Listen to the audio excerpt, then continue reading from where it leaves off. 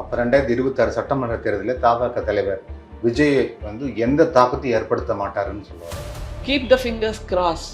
ஏன்னா அவருடைய தற்குறிகள்னு ஒரு கூட்டம் இருக்குல்ல, அவங்களுடைய வாக்குகள் நிச்சயமா பதிவாகும், அதை யாருமே மறுக்க முடியாது. ஆனால் ஒரு தாக்கத்தை ஏற்படுத்துகின்ற அளவுக்கு, ஒரு மாற்றத்தை ஏற்படுத்துகின்ற அளவுக்கு இவருக்கு வல்லமை இருக்கிறதானா, மிக சமீபத்தில் நடந்த பல விஷயங்களை வைத்து அந்த நடுநிலையாளர்கள்னு இருக்காங்கல்ல, அவங்களே கூட அந்த ஊசலாட்டத்தில் இருந்த அந்த தொண்டர்கள் கூட இல்லப்பா இவரெல்லாம் சரி வரல, ஒத்து வரல, இவருக்கு எதுவுமே தெளிவில்லை, இவருக்கு எதையுமே புரிஞ்சிக்க தெரியல, அதற்குண்டான அனுபவம் இல்லை, அதற்குண்டான ஆழமான ஞானம் இல்லை அப்படிங்கிற ஒரு தெளிவுக்கு வந்திருக்காங்க. அதனால வெயிட் அண்ட் சீங்கிறது தான் முக்கியம்.